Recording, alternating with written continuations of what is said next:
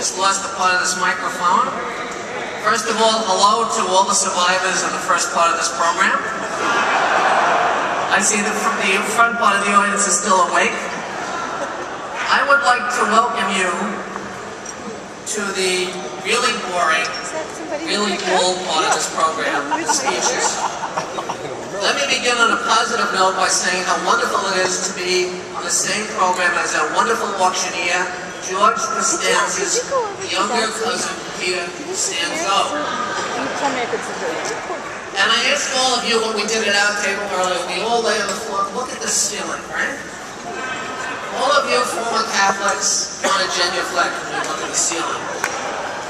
And we all want to break into Latin and start saying, Adem qui latificat, juventud meam, quis tuus Deus, fortitude mea.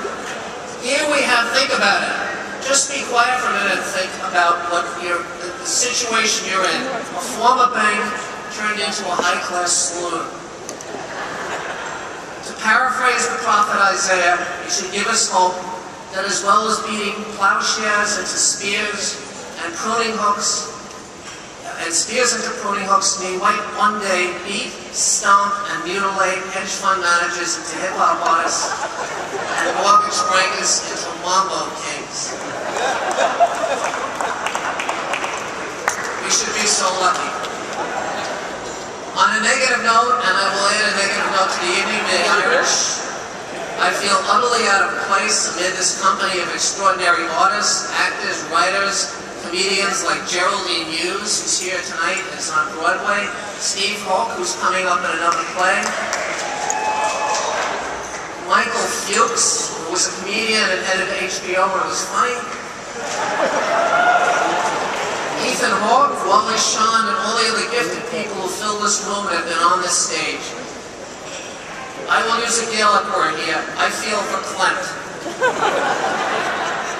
I am not now, nor have I ever been, an actor, a director, a producer, a playwright, a stagehand, a philanthropist, or a theater angel.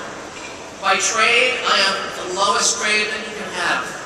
I am a historical novelist, the kind described in obituaries as an obscure historical novelist, and in very careful obituaries as a very obscure novelist. In fact, thanks to being inadvertently CC'd on some of Fred Wistow's emails, I know I wasn't Fred's primary choice to introduce him. I'm not insulted. I know Fred turned to the theatrical community, first to Charlie Sheen, and then to his good friend Lindsay Lohan. But due to previously scheduled court appearances, neither could make. Fred's third choice, TV megastar, and I think a favorite of everybody in this room, and Paula Maple's former husband, Donald Trump, was already committed to filming his new unreality series, Jersey Shore Apprentice. Stars, I know you're all going to watch it, Snooki, Silvio Berlusconi, Chef Boyardee, and Meatloaf, who will be known for the duration of the show as Meatballs.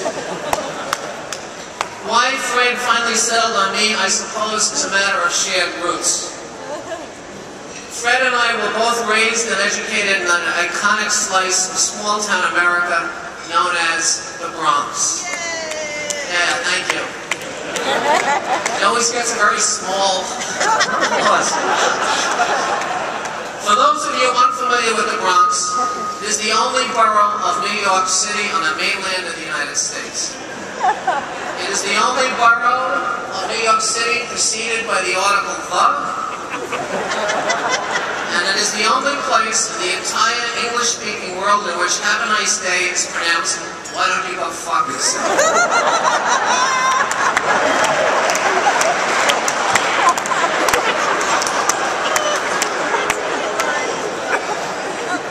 Eventually, I didn't know Fred in the Bronx, but eventually we both ended up working at the mother of all corporate malfunctions. The media industry's equivalent of the von Hindenburg explosion, the the Lindbergh kidnapping, and the Donald Trump presidential campaign. Time Warner. And anybody who's laughing isn't a stockholder. AKA AOL Time Warner. Which was where I was first exposed to Fred's talents as an amazing writer and stand-up comic. I was also exposed to another part of Fred when I joined his erectile dysfunction support group. A very large and firm group of people. We turned that challenge eventually over to the wonderful Stacy Green, who's here tonight.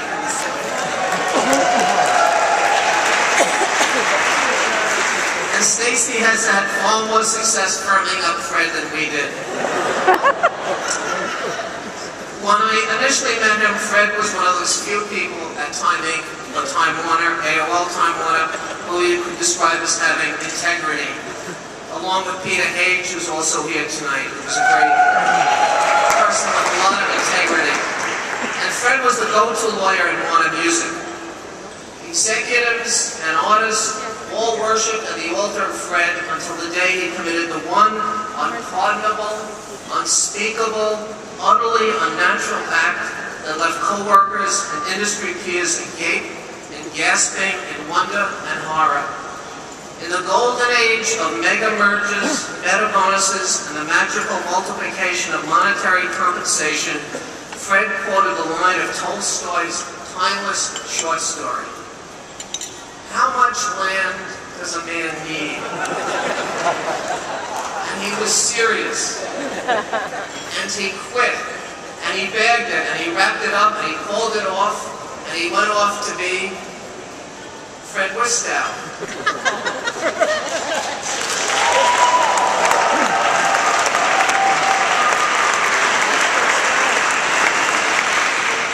Which is who he is, and why we're here to honor him, and why this award named for the late Michael Mendelsohn has such significance.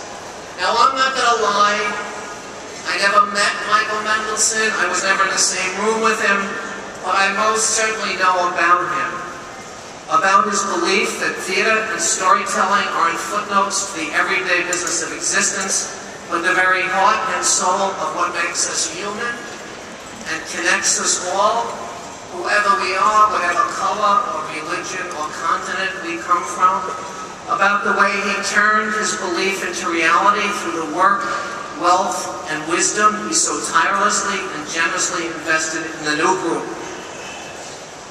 Fred is a link in the same chain as Misha Mendelsohn, the cadre of men and women who, in an age when, as W.E. Yeats put it, the best lack all conviction and the worst are filled with passionate intensity, carry on the work of healing our fractured, wounded, fakakta world. Those who keep alive the hope of including the excluded and remind the rest of us of the infinite capacity of art, imagination, and creativity to help save our species from terminal stupidity and self-destruction. That's why finally, and I'm about to finish, as well as giving Fred Wistow this Michael Mendelsohn Award, I'd like to make what Jonathan Swift called a modest proposal. We already have a passel of words in the English language derived from people's names. Words like boycott, which comes from Captain Boycott, an Anglo-Irish landlord, or MacGuffin, which Alfred Hitchcock coined from a Scotsman's moniker, or cardigan from an English general. To these I propose we add another, a combination of Mendelssohn and Wistow. In noun form, the word is Mendelstow. Its meaning, a kindness conferred with no thought of recompense, an interdenominational mitzvah. In verb form, to Mendelstow.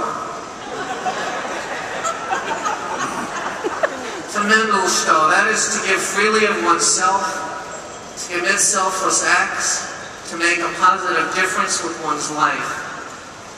It is then, in recognition of all his Mendelstows and Mendelstowing, that I am honored to bestow, or Mendelstow, this Michael Mendelson Award on my friend, my hero, my shrink, my Rebbe, my father confessor, and brother Teresa, the person I've always wanted to be when I grow up, Fred Wistow, or at least for tonight, Fred Mendelstow.